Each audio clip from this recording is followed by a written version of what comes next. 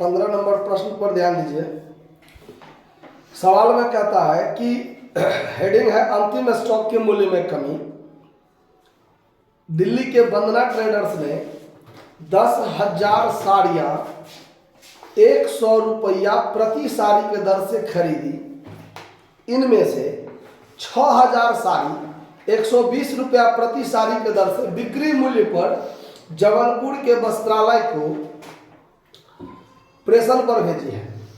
प्रेषक ने पैकिंग एवं भाड़ा के लिए 3,000 चुकाए हैं। वस्त्रालय ने 5,000 साड़ी 125 रुपया के दर से बेच दी। अब यहाँ देखिए, उसने खरीदा था, कंसाइनर ने खरीदा था 100 रुपया प्रति साड़ी के दर से, लेकिन भेजा है 120 रुपया प्रति साड़ी के दर से। तो यहाँ वो बीजक मूल्य पर भेज दिया, लागत पर नहीं भेजा है। अगर ये लागत पर भेजता और तब वो 125 पर बेचता, तब ना हम सोचते कि प्रति साड़ी 20 रुपया फायदा हो रहा है। लेकिन उसने 100 के दर से खरीदा, 125 पर भेजा, मतलब 120 पर भेजा और तब 125 पर वो बेच रहा है। तो यहाँ प्रॉफिट तो वास्तव में 25 रुपया प्रति साड़ी हो रहा है सिर्फ लागत के हिसाब से। लेकिन अगर हम 120 पर भेजे हैं तो हम तो 5 रुपया प्रॉफिट समझ पाएंगे, तो हमारा वास्तविक प्रॉफिट तो नहीं निकल पाएगा। इसीलिए लागत से एक्स्ट्रा जितना पर बेचते हैं, हम माल भेजते हैं, वो ओवरलोडिंग प्रॉफिट को फिर क्रेडिट साइड में डालकर समाप्त करते हैं। पिछले कई सवाल में भी आपने इस तरह का बात देखा था, तो ये बात करना पड़ेगा। यहाँ 3,000 रुपया वो पैकिंग भाड़ा पर खर्च किया है, 5,000 साड़ी 125 रुपया के दर से बेची है, 1,000 रुपया बिक्री व्यय पर खर्च किया है, 5 लाख रुपया दिल्ली को भेज दिया।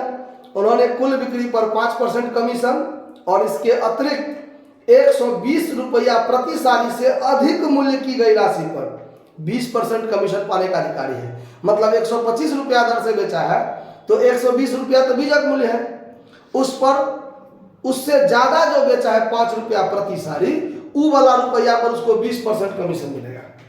कुल बिक्री पर 5% और 120 से अधिक जितना मूल्य पर बेचा है उस पर उसको 20% कमीशन मिलेगा। दिखाते हैं आगे, सवाल बनाते हैं। तो फिर आगे है 3,000 साड़ियां दिल्ली में ही 110 रुपया प्रति साड़ी के दर से बेचा है। यानी वो दिल्ली का जो वंदना ट्रेडर्स है कंसाइनर, वो खुद भी बिजनेस करता है और एक एजेंट भी रखा हुआ है जबलपुर में वस्त्रालय को। तो खुद भी बेचता है और एजेंट के माध्यम से भी। तो एजेंट के माध्यम से हुआ तो वो कंसाइनमेंट पर काम होगा, है कि नहीं। चलिए, खुद बेचा है तो अपना माल बेचा है। आगे कहता है कि बाजार मूल्य में गिरावट के कारण हस्तस्थ साड़ियों का, यानी जो क्लोजिंग स्टॉक जो रह जाता है उसका 10% मूल्य गिर जाता है, यानी कम हो जाता है। वंदना ट्रेडर्स के पुस्तक में प्रेषण खाता, कंसाइनमेंट अकाउंट और जो है ट्रेडिंग अकाउंट बनाइए। ये 2 खाता कहता है बनाने के लिए। अब इसमें बनाएंगे कैसे, उस पर ध्यान दीजिए। तो इन द बुक्स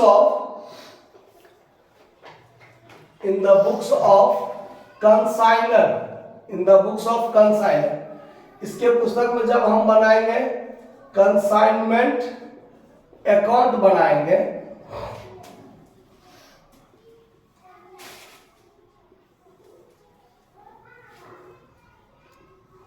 DRCR। अब देखिए, माल जो भेजा है 6,000 साड़ी ना, खुद बेचता है वो अलग बात है। 10,000 साड़ी खरीदा जिसमें 6,000 साड़ी कंसाइनमेंट पर भेजा है, 6,000 साड़ी। तो यहाँ पर 2 goods sent on consignment account 6,000 sari गुने 120 साड़ी, 20 रुपये प्रति साड़ी, तो 7,20,000 हुआ। और इसमें खरीदा तो है वो 100 रुपया प्रति साड़ी, तो 20 रुपया जो ओवरलोडिंग है प्रॉफिट वाला बात, उसको समाप्त करेंगे। तो goods sent on consignment account cost में ओवरलोडिंग जो है उसको समाप्त करेंगे। कितना, तो 6,000 गुने 20 रुपया एक्स्ट्रा है, तो 1,20,000 यहाँ समाप्त हो जाएगा। समझ में आ रहा है। 3,000 खुद खर्च किया है, तो टू कैश अकाउंट एक्सपेंस के रूप में 3,000 किया है। उसके बाद देखिए, इसने यानी जबलपुर वस्त्रालय ने कंसाइनिंग में बेचा है, तो बाय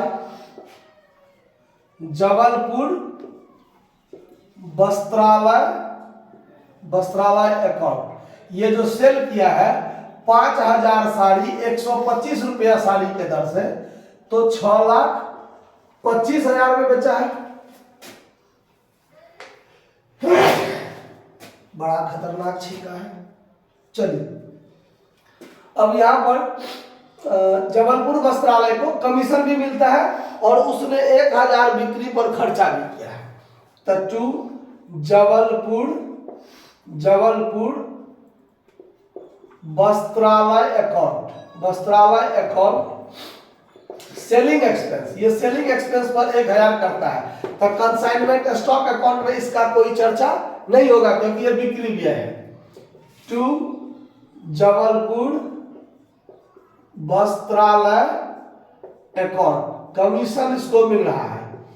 तो कमीशन कितना मिल रहा है तो बात पर ध्यान दीजिए, 6,25,000 पर उसको 5% मिलेगा। ठीक है, इसको थोड़ा छोटा में लिखने दीजिए, जगह ज्यादा ले रहा है। 6,25,000 का 5% इसको मिल रहा है, पूरे बिक्री पर 5%। और फिर बिक्री मूल्य से यानी बीजक मूल्य से जितना मूल्य बढ़ जाएगा, तो 125 में 120 रुपया बीजक मूल्य है। अब 5 रुपया क्या है बीजक मूल्य से ज्यादा, तो एक साड़ी पर 5 रुपया, तब 5,000 साड़ी पर कितना 25,000 25,000 तब 25,000 पर इसको 20% मिलेगा। मतलब 5,000 यहाँ मिलेगा और इसका 30,125 31,250, यानी इसको कुल मिलाकर 36,250 रुपया कमीशन मिलेगा। ये कैसे निकला समझ ना, कुल बिक्री पर 5%, अब बीजक मूल्य से अधिक पर जितना पर बेचा है उस पर 5% 20%। तो 25,000 पर ज्यादा पर बेचा है तो उसका 20% 5,000। चलिए आगे देखिए। अब आगे काम होगा आपको कंसाइनमेंट स्टॉक का। देखिए कंसाइनमेंट स्टॉक, यहां वर्किंग नोट करेंगे। तो कंसाइनमेंट स्टॉक में क्या होगा कि 6,000 साड़ी भेजे थे, 5,000 साड़ी बेच दिया, तो 1,000 साड़ी जो है रह गया। तो इसका कॉस्ट वैल्यू 1,000 साड़ी गुने 100, 120 में से 20 समाप्त किए तो 100 रुपया पर साड़ी है ना। इसीलिए जब मूल्य में गिरावट होगा तो कॉस्ट वैल्यू पर हमेशा काम करेंगे। तो 1,000 गुने 100 1 लाख हुआ, इसमें लेस करेंगे वैल्यू डाउनफॉल हुआ है कितना @ 10%। इसका 10% यानी 10,000 इसका वैल्यू गिर गया, तो उसका दाम कितना रहा 90,000। और तब इसमें ऐड करेंगे एक्सपेंस पेड बाय कंसाइनी। तो कंसाइनी कितना खर्चा किया है देखिए 3,000। तो 3,000 खर्चा किया है कितना साड़ी पर 6,000 साड़ी पर, कितना साड़ी पर 6,000। तो 1,000 साड़ी बचा है तो उस पर कितना, ये से ये कट गया 500, ये निकल गया 90,000 कितना 500। तो यहां लिखेंगे हम लोग बाय कंसाइनमेंट स्टॉक अकाउंट कितना 90,500। ठीक है, बात खत्म, लगभग सारा बात हो गया। अब इसको जोड़िए कितना होता है। तो ये हुआ आपको 1,20,000 प्लस 6,25,000 प्लस 90,500 8,35,500 8,35,500 8,35,500 टू, इसमें से अब घटाइए तब ना प्रॉफिट आएगा।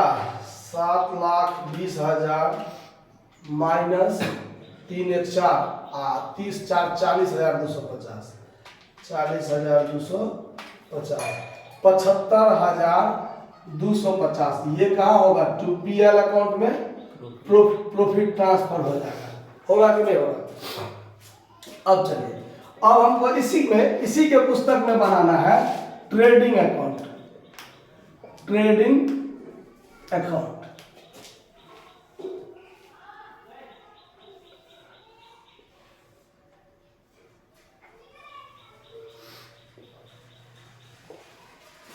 अब देखिए इसमें आपको ट्रेडिंग अकाउंट में आपका एग्जाम्पल में देखिएगा तो एग्जाम्पल के हिसाब से कुछ ठीक नहीं लगा हमको। हम जो अपना तरीका बताते हैं वो तरीका पर ध्यान दीजिए। हम इसमें आपको गुड्स सेंट और कंसाइनमेंट जो है, ये गुड्स सेंट और कंसाइनमेंट को ट्रेडिंग अकाउंट में भेजते हैं और यहाँ जो ये प्रॉफिट है इसको पीएल में भेजते हैं। तो कंसाइनमेंट पर से जो ही आइटम हम ट्रेडिंग या पीएल में भेजते हैं सिर्फ उसी आइटम को ना हम इसमें ले जाएंगे, उससे संबंधित ज्यादा कोई बात ले जाने की जरूरत नहीं है। एग्जाम्पल में इसका देखिएगा तो बहुत कुछ दिया हुआ है जो हमको उस हिसाब से सही नहीं ठीक लगा। इसीलिए जब हम लोग यहां पर goods sent on consignment account जब हम बनाएंगे तो इसमें क्या सब जाएगा वो बात पर ध्यान दीजिए। ये गुड्स सेंट ऑन कंसाइनमेंट 7,20,000 इधर जाएगा, लिखेंगे बाय कंसाइनमेंट अकाउंट, और ये वाला जो है इधर आ जाएगा टू कंसाइनमेंट अकाउंट, और तब जो हम इसका शेष निकलेगा 7,20,000, तो ये कहां चला जाता है ट्रेडिंग अकाउंट में। कहां चला जाता है ट्रेडिंग अकाउंट में। तो कितना जाएगा ट्रेडिंग अकाउंट में 6 लाख मात्र जाएगा। ठीक है, अब देखिए अब ट्रेडिंग अकाउंट में क्या सब होगा तो टू परचेज लिखेगा सबसे पहले। ये जो कंसाइनर खुद अपने है दिल्ली का बंदरा ट्रेडर्स, उसने वो जब अपना फाइनल अकाउंट तैयार करेगा तो ट्रेडिंग अकाउंट में लिखेगा टू परचेज अकाउंट कि हमने 10,000 साड़ी 10,000 साड़ी खरीदी 100 रुपया के दर से, 100 रुपया के दर से, तो 10 लाख का हम खरीदे, जिसमें से हम खुद बेचे हैं। कितना खुद बेचे हैं तो अपने पास खुद वो 3,000 साड़ी 110 के दर से बेचा है। आगे सवाल में देखिएगा तो मिलेगा 3,30,000 रुपया खुद बेचा है। उसके बाद गुड्स सेंट ऑन कंसाइनमेंट पर जब इतना हम भेज दिए तो ये 6 लाख में, यहाँ जो 6 लाख भेजा गया है 7,20,000 में से 1,20,000 कट गया तो 6 लाख यहाँ रहा ना, तो 6 लाख उसी पर ना ये सब खर्चा हुआ है, उसी में से ना ये सब बेचा है या ये बचा हुआ है। तो जब हम 6 लाख को मात्र ट्रेडिंग में भेज देते हैं तो यहाँ पर by goods sent on consignment account 6 lakh हो गया। तो फिर इससे संबंधित और कोई चीज देने की जरूरत नहीं है। और ये जो पीएल है प्रॉफिट, इस प्रॉफिट को जब हम पीएल में भेज देंगे तो इससे संबंधित जो भी और सारा खर्चा है उसको इसमें भेजने की कोई जरूरत नहीं है। आप इसका एग्जाम्पल हम देखे थे, उसमें बहुत सारा बात दिया, उसमें ये जो ट्रेडिंग में हम ही भेजे हैं उसमें वो नहीं भेजा है, उसने यहाँ जो वो बेचा है ना 6,25,000 उसके आधार पर काम किया है। समझे बात? तो हम उस पर ध्यान नहीं दिए हैं, हम अपना तरीका बताते हैं, उस पर ध्यान दीजिए। तो by sent good sent on consignment 6 lakh हो गया। उसके बाद इसने खुद जो खर्चा किया है वो कंसाइनमेंट पर खर्चा किया है, अपना कोई खर्चा नहीं किया, तो इसमें नहीं जोड़ेंगे। यहां पर बाय क्लोजिंग स्टॉक, तो ये वाला जो क्लोजिंग स्टॉक है इसको चर्चा यहां पर नहीं करेंगे हम, ये बात पर ध्यान रखिए। क्यों नहीं करेंगे? तो ये तो कंसाइनमेंट स्टॉक वाला है ना, तो कंसाइनमेंट का तो 2 बात हम ले गए, ये और ये ले गए, बाकी हमको कुछ नहीं ले जाना है। ठीक है, तो यहां कौन सा कंसाइनमेंट स्टॉक होगा उस पर ध्यान दीजिए। 10,000 साड़ी में 6,000 साड़ी मात्र भेजा था कंसाइनमेंट पर, 4,000 साड़ी अपने पास रखा था, उस 4,000 साड़ी में 3,000 साड़ी बेचा, तो इसके पास अपना स्टॉक कितना रह गया 1,000 साड़ी। तो 1,000 साड़ी, अब यहां पर देखिए यहीं पर लिख देते हैं 1,000 sari at the rate of 100 के हिसाब से 1 लाख हुआ, और इसमें इसका वैल्यू गिरा तो decrease at the rate of 10%, तो 10,000 इसका वैल्यू गिर गया तो 90,000 इसका आ गया। बस इतना ही होगा। इसमें इसने कोई अपना खर्च तो नहीं किया ना, इसीलिए सिर्फ ये 90,000 रह जाएगा। अब यहां पर जोड़िए आप, अब यहां पर जोड़िए तो ये हो गया आपको टोटल मिलाकर ये हो गया 639 और ये 10,20,000, 10,20,000। तो यहां पर ग्रॉस प्रॉफिट जो है, ग्रॉस प्रॉफिट वो रह गया आपको 20,000, जबकि आपको बुक में दिया हुआ है 90,000, शायद कुछ दिया हुआ है, देखिए 95,250, तो वो नहीं, ग्रॉस प्रॉफिट 20,000। जब ये ग्रॉस प्रॉफिट को हम यहां ले जाएंगे 20,000, तो ये वाला प्रॉफिट जो है मेरा, ये वाला पीएल में जिसको जानते हैं ट्रेडिंग एंड पीएल अकाउंट लिखेंगे, ट्रेडिंग एंड पीएल अकाउंट, और ये वाला प्रॉफिट यहां ट्रांसफर होगा जिसको हम लिखेंगे बाय कंसाइनमेंट अकाउंट प्रॉफिट 75,250। बस हो गया। ये दोनों को जोड़ के 95,250, 95,250, तो यहां पर नेट प्रॉफिट होगा 95,250।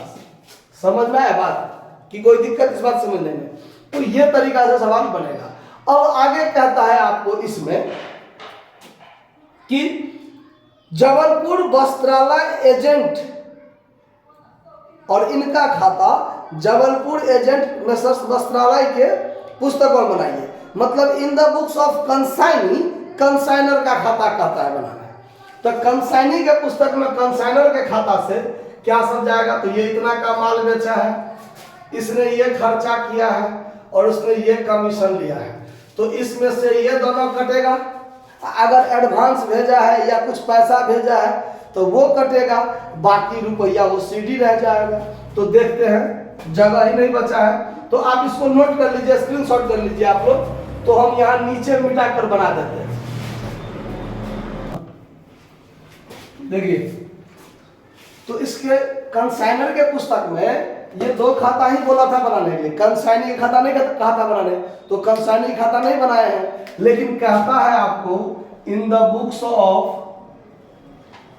ऑफ कंसाइनी, और इसके पुस्तक में वंदना ट्रेडर्स का खाता यानी कंसाइनर का खाता, वंदना ट्रेडर्स अकाउंट यानी कंसाइनर का खाता कहता है बनाने। तो देखिए क्या सब बनेगा, डेबिट क्रेडिट। तो कंसाइनी जो बनाएगा वो क्या कहेगा कि कंसाइनर के साथ जो उसका डायरेक्ट संबंध है, क्या सब? तो माल बेचा है, खर्चा किया है, बस यही चीज, और जो नगद भेजा होगा, इतना ही बात का चर्चा कंसाइनर के अकाउंट में जाएगा, कंसाइनी के पुस्तक में। तो क्या? तो कंसाइनी के लिए कंसाइनर क्या है? लेनदार। क्या है? लेनदार। तो क्रेडिट से खाता खुलेगा, यहां लिखेगा बाय कैश अकाउंट सेल्स। उसने माल बेचा होगा 6,25,000 का जो माल बेचा होगा, तो वो क्या बनाया होगा? कैश अकाउंट दिया टू कंसाइनर, तो कंसाइनर के क्रेडिट में 6,25,000 का माल बेचा, वो चीज।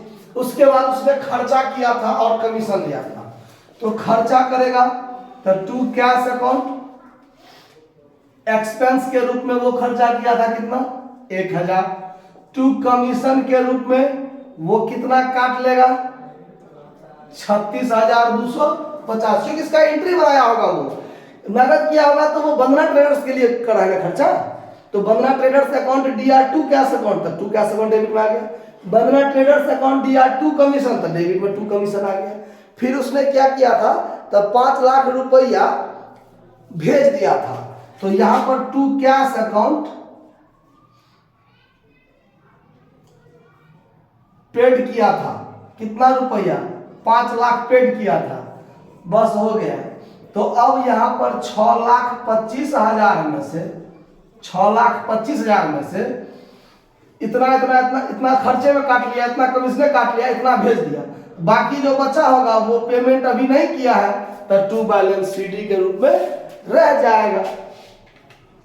तो 6,25,000 में से 5,37,250, 5,37,250 घटा दीजिए, 87,700 87,750 ट्रू बैलेंस सीडी रह गया, जो आज में कल कंसाइनी द्वारा कंसाइनर को पेमेंट करना पड़ेगा। समझ में आया बात? तो नोट कर लीजिए इसको। धन्यवाद।